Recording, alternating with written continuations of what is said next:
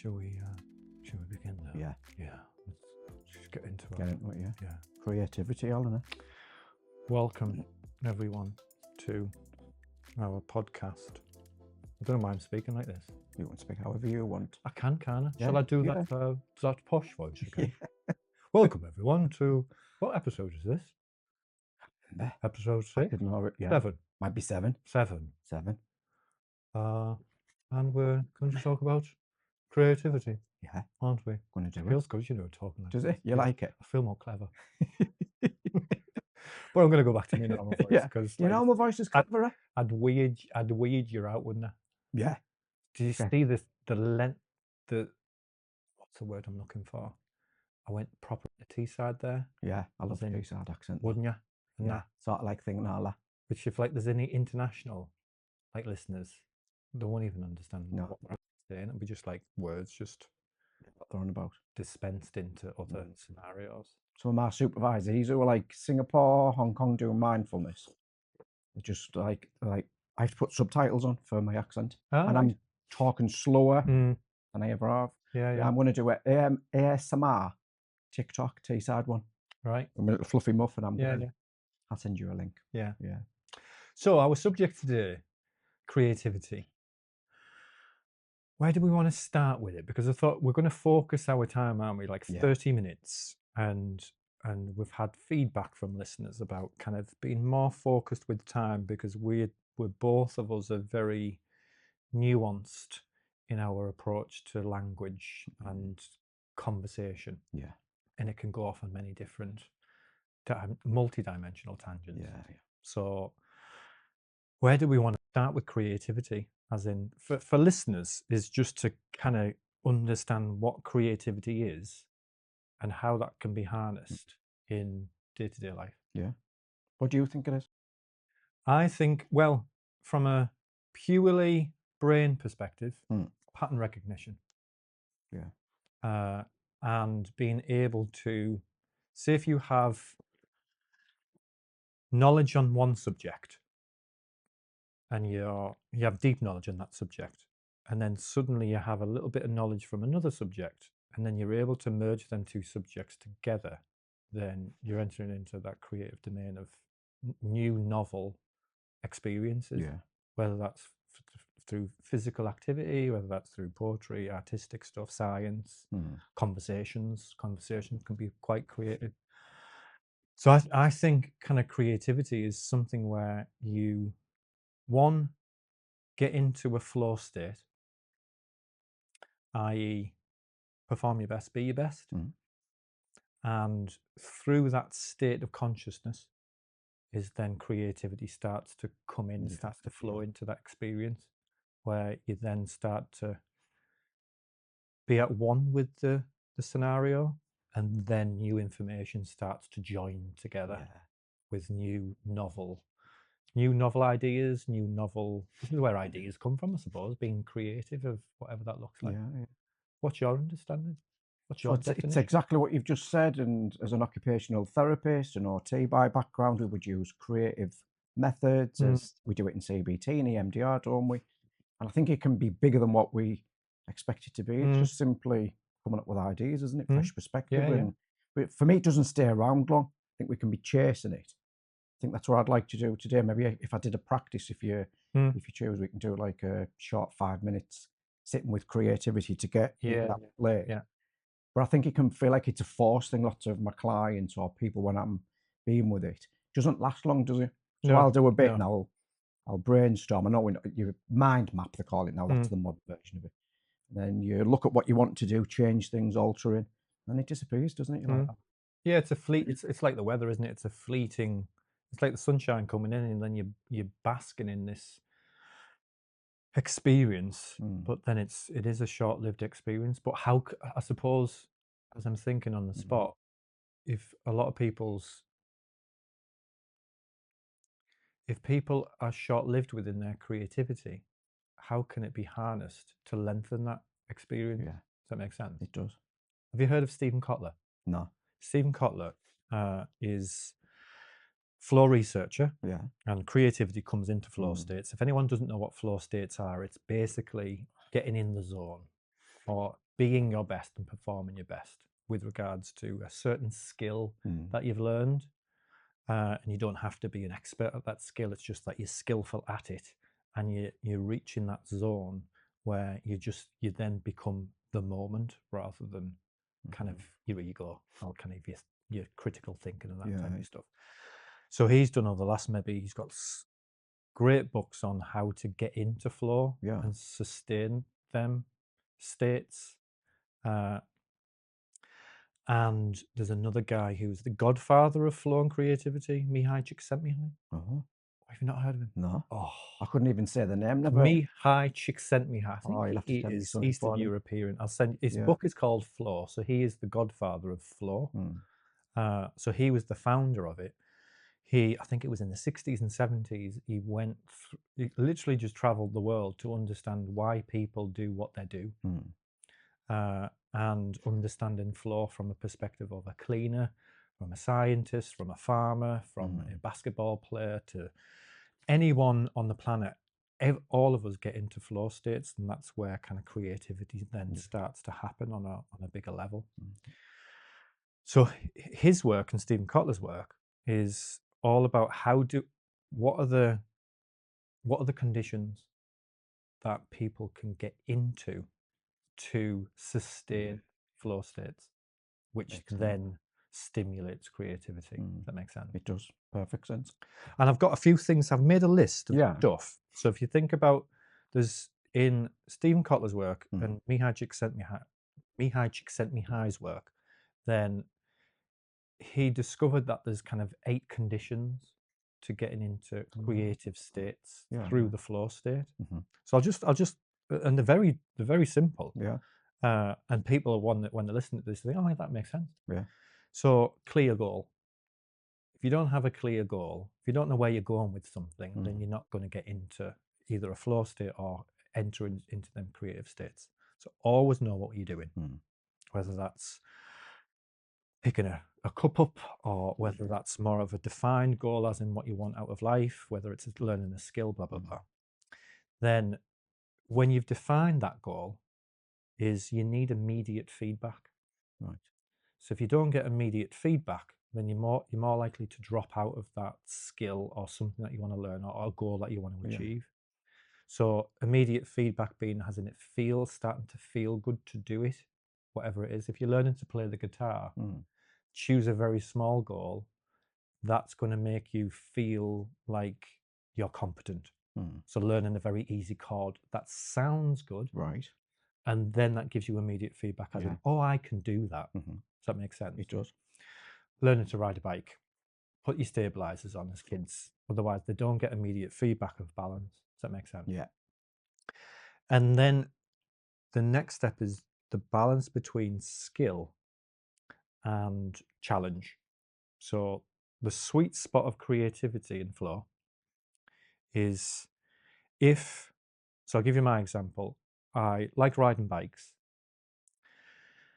but I couldn't do downhill mountain bike riding because that skill level is too high for my skill. So if I was to do that, then my sweet spot of flow wouldn't be there because my skill level it's too stressful for me. So say if someone has a certain skill in something, but there's too much stress in it, then they're going to drop out of that situation. Yeah. If their skill level is too high and the challenge is too low, they're going to get bored and drop out also. Yeah. So there needs to be a sweet spot between skill and challenge. Make sense? Yeah. Totally.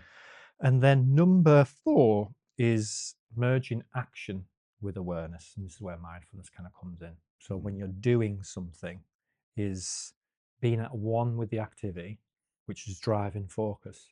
And then what then tends to happen is once you're merging your action with your own awareness of being focused with that activity, then the default mode network switches off in the brain, or quietens down, as in that inner critic, as in, oh, I can't do this, or I'm not very good at this. All that literally quietens down by following the steps to getting into flow states, which then results in being more creative. Makes sense?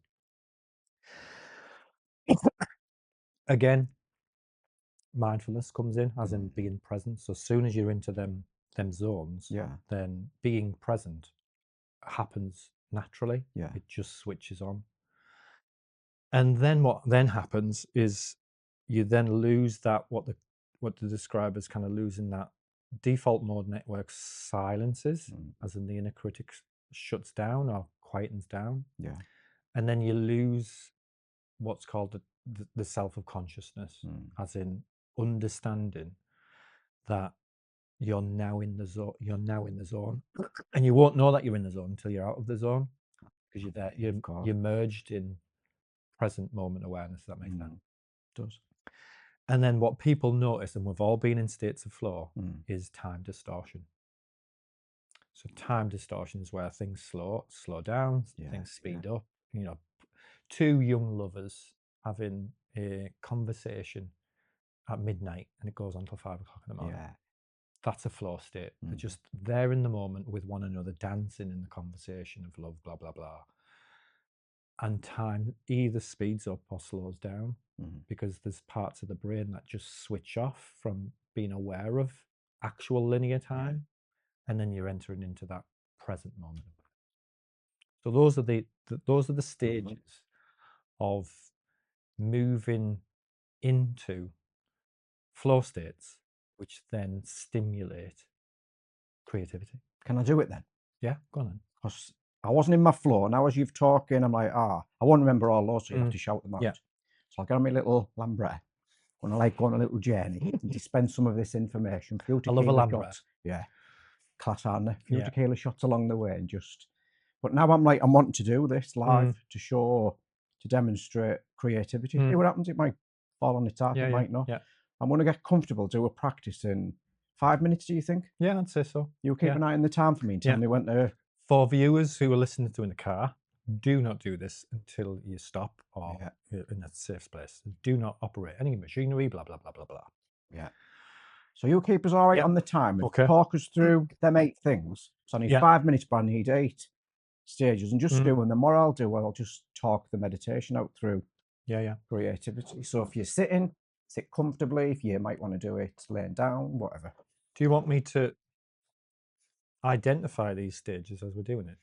Yeah, so I'll talk, give me the first one. And then and then I'll talk, and then as I'm coming towards the end, I might look over and you'll know, you'll just shout the next stage out, and then probably the last 6, 7, 8 stages are just the immersion of present moment awareness. They're not really stages, they're just obviously outcomes to the first few stages. So the stages that we'll be looking at is the clear goal, then immediate feedback, balance between skill and challenge, and then the merger of action and awareness. So I won't remember them because already the others have gone. But just as I'm in the practice, just keep us right. Yeah. So coming to sit, coming out of your head if you decide, and coming to the soles of your feet, allowing the ground to come up to meet the feet, if the feet meet the floor. You may wish to stabilize a little with the breath, so allowing the breath to come in through the nose, all the way down to the belly. And then calmly turn and flow back out.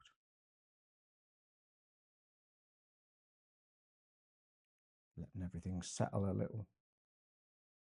And the first stage of this creativity mindfulness practice is having a goal in mind, seeing what the purpose is, but without over striving, without overreaching for the goal.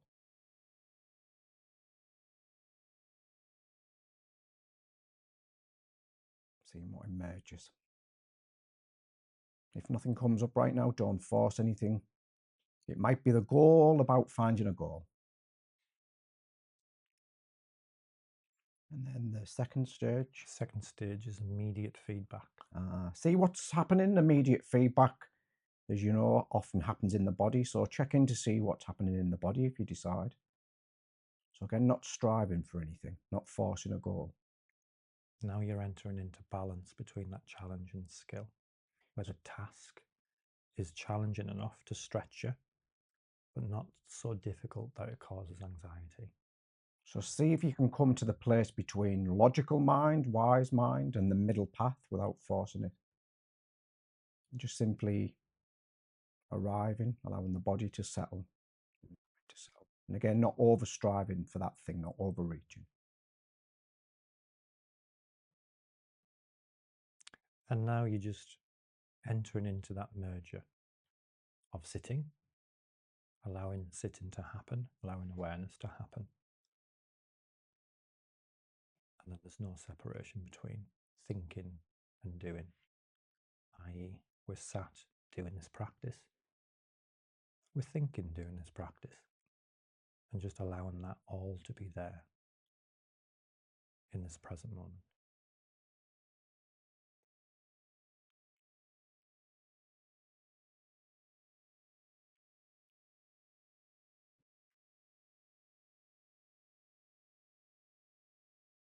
If you've gone back into your head thinking, come to the next part of the meditation, which is returning back to the present moment, which is intense focus. And these are the steps. We're about 1 minute left.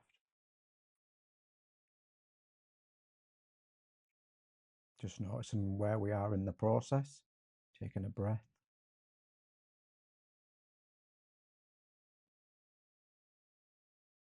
And the process now repeats itself. So it's just a forever repeating loop of the first 5 steps. And the more you repeat them first 5 steps, then the more you get into that present moment, and losing that sense of the inner critic quietens down. The deeper you do that, the deeper you repeat the pattern, the more creative the process becomes. And then again, if you decide, taking a breath as we're slowly coming towards the end. You may wish to continue, rewind, start again, or you may just wish to follow on to the words, and wherever this creativity takes us next. If your eyes have been closed, you might wish to open them. You might want to stretch or yawn.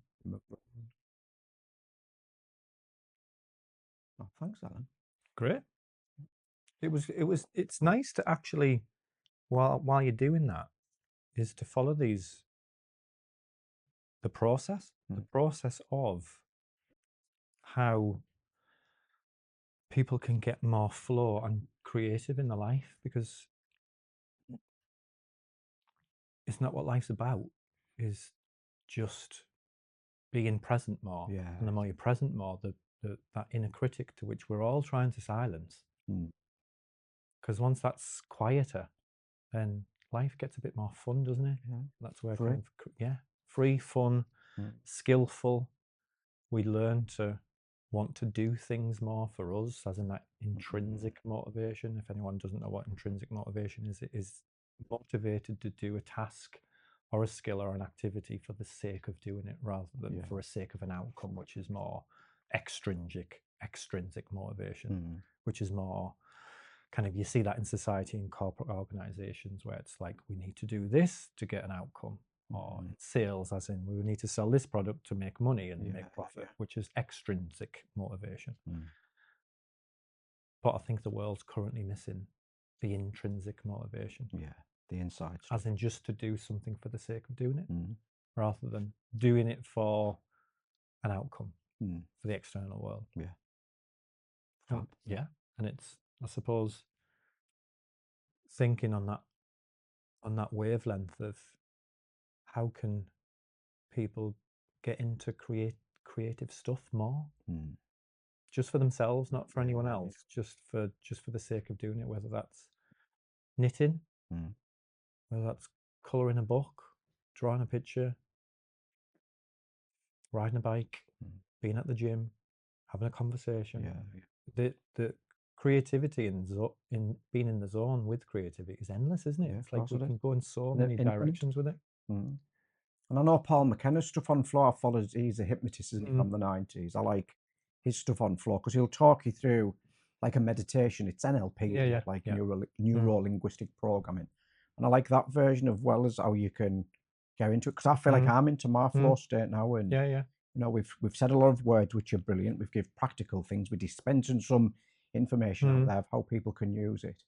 And then creativity, I think we always presume it's more, well, I know I used to, more artistic, or you've got to design something. Sometimes it's like planning your garden, isn't it? Or for me, when I'm in therapy, rather than doing CBT in this structured way with this person, from the protocols, which are wonderful, how can then I take some creativity into Yeah. it? And Yeah. it's reading the nuances, isn't it? Mm. Helping as we what did you call it when you said about that parenting you do with your kid when you're attuned and you do something with your girls where like you said, is it you regulate so they'll regulate? Yeah, co-regulation. That's it. Yeah. Yeah. And even when you were doing that exercise there, is you can, I suppose, using the breath to, if you see some mindfulness or meditation practices where just focusing on the breath and its rhythm, there's the clear goal. I'm Mm, going to use my breath to create rhythm.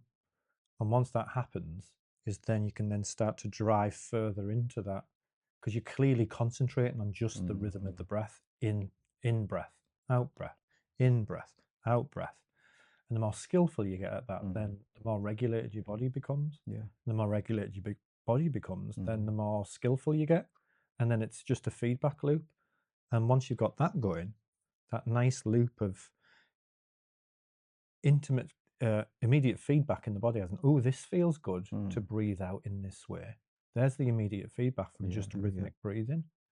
And then once you've got that going, if you continue to do that over time, your focus improves. Once you've got that going, you start to think, oh, I'm really skillful at breathing. And then you start to, and then there's more feedback into the system. Yeah. Keep doing that, and then the body starts to get in sync with itself. Mm, And then you're into a flow state of just breathing. yeah. So flow states and creativity can happen Mm, of in anything, can't they? course I can.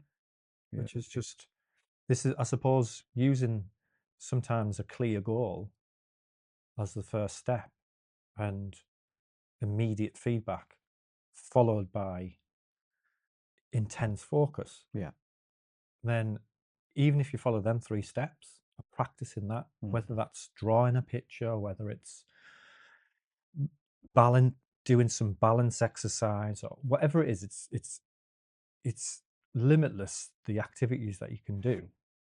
But if you follow them first 3 steps mm, and repeat them first 3 steps, then yeah. the other steps just happen naturally Of course I do. because you're then just getting into that zone where Mm, then things are just the biology of the body just yeah. takes over. So I'm wondering, do you know, from our floor, we have Mm, loads of stuff going on because that's how we sit mm, with each other, isn't it? In other things, and then what a lot of my listeners and clients who are listening have asked for, like the practicalities of it. So we've got bits there, haven't we? yeah. We've got really wanting to know the nuances. So from listening to this meditation we've done here, and maybe I can do a 3-stage breathing space in a Mm, minute, which is a bit shorter for people who don't want the creativity so detailed. I would love that. I'd like that yeah. to get me Mm, focused. But the people might want something before that if they've not done a mm, lot of mindfulness, or even if they have, they might just want a purer version, for want of a better word. What do you see as like the steps? So if you had to come up with like, I don't want you to come up with another list and put you on the bloody spot, but for me, so I have to sit in my session. I have to be like, what am I meant to do? What's the task similar to the mm, goal? What am I trying to achieve? And then you try to achieve flow and it disappears, doesn't it? It leaves the room. yeah. But what practical advice would you give So I people suppose in? kind of doing a lot of reading on Stephen Kotler's work and Mm, flow states and creativity, then the, the key point to all of it is picking a skill wherever it is. mm, It doesn't have to be. Do you know the whole like, ooh, you need to find your passion, find something you love. Well, I think that's the opposite way around. mm, Because if people try and find what they love to do, then that doesn't work yeah, because who knows what they love until they get good at it. Does that make sense? yeah, it does. So some people may not achieve their goal of becoming an astronaut, but they picked a job or they picked an activity, whatever it was, and over time they got Mm, good at it for whatever reason. And yeah, they might not like the job, but they might be like really good within that role because they've repeated that skill over and mm, over and over. And once you repeat a skill over and over and over, then you do get good at it. Because everyone's, when you first start, a skill, and everything is a skill, isn't it? Even mm, sitting's a skill. If you sit wrongly, your body will know. yeah. My Yeah. backside's knackered. I'm Posture sat is like a weird. skill. Mm, Learn posture. You'll get really good at sitting. mm, So everything's a skill.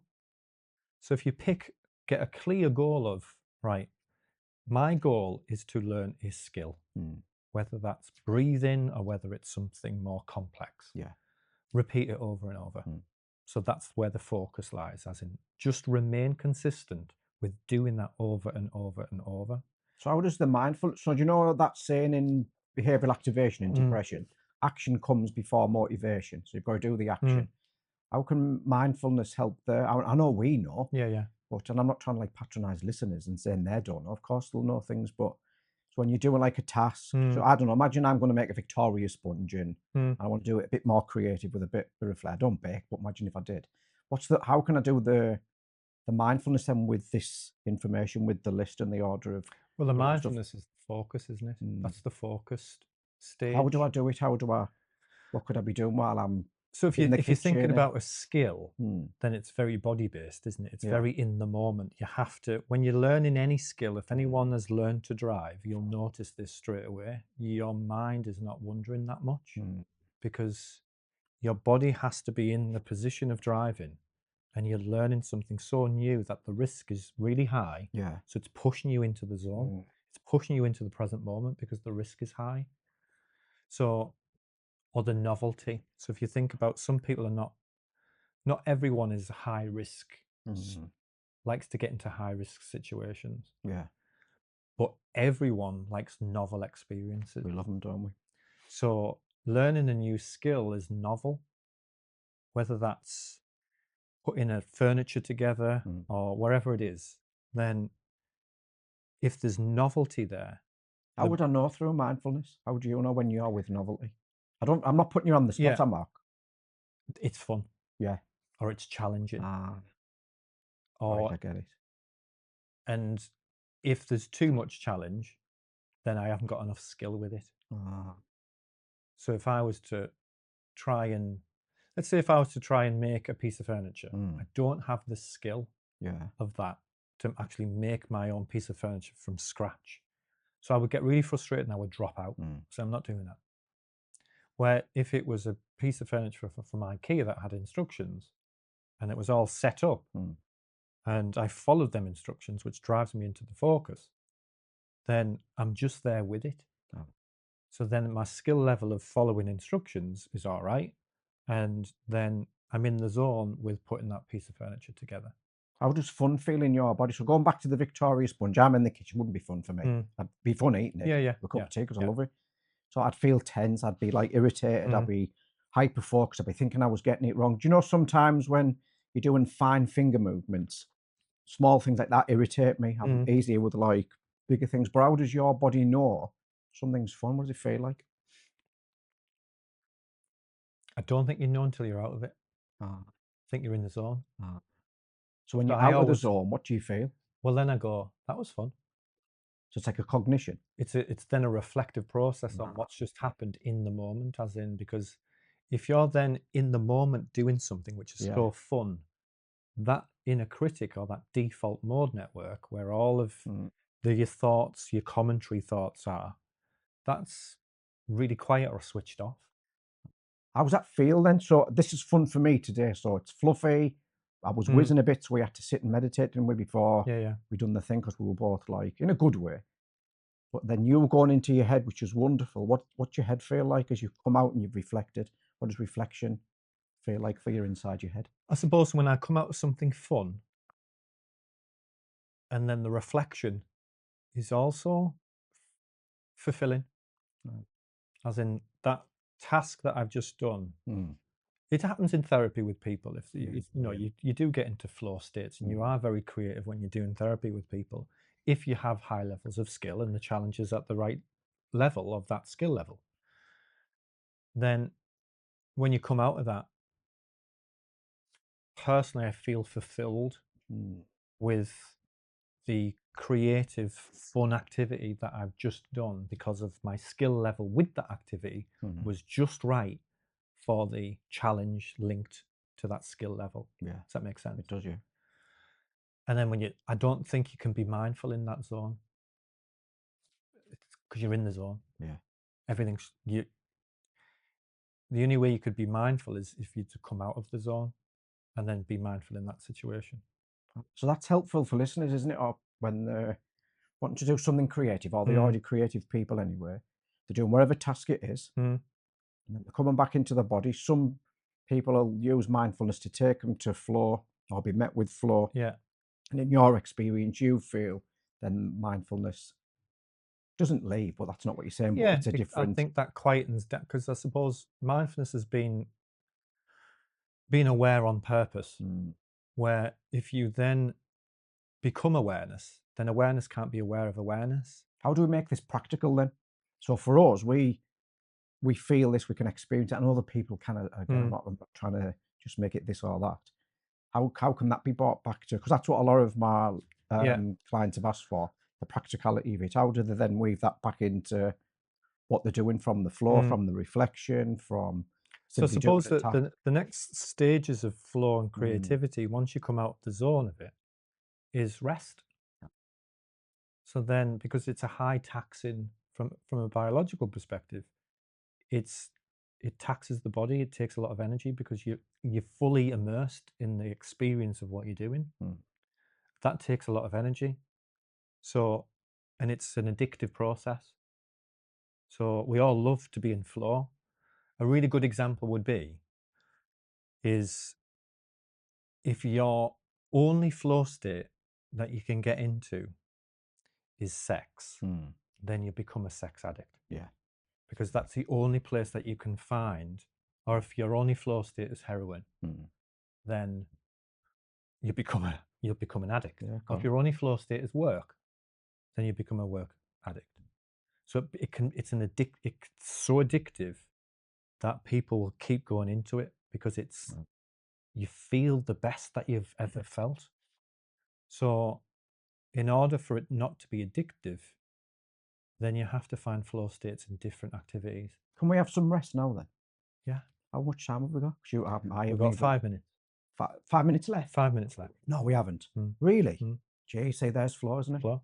What I'll do then is just a very short, restful sitting practice, because I promised a 3-stage breathing space. Yeah. So again, don't do this while operating machinery. Do it safely. And if you wish, you can do this sitting. You might wish to lie down. And come into that restful place, not trying to force rest.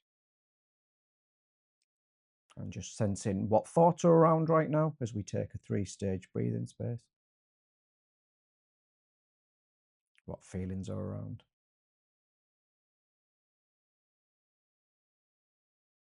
How the body is right now.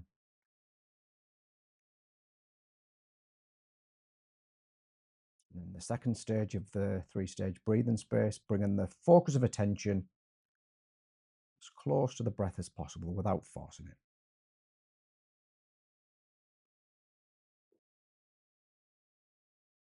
Breath simply coming in, breath simply leaving the body.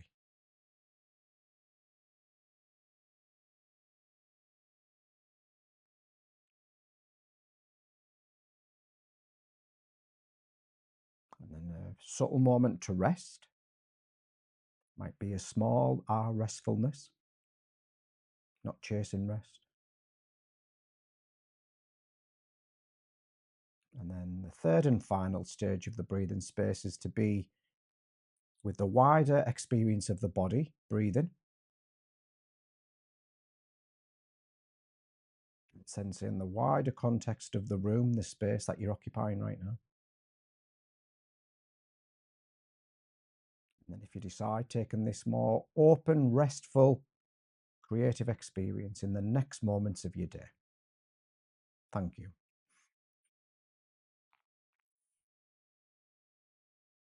How are we doing, mister? I'm all right. How's yourself? Good. Can't believe that's never. Well, then you start to think how fast that went, that 30 minutes. No. It was a really good example of flow.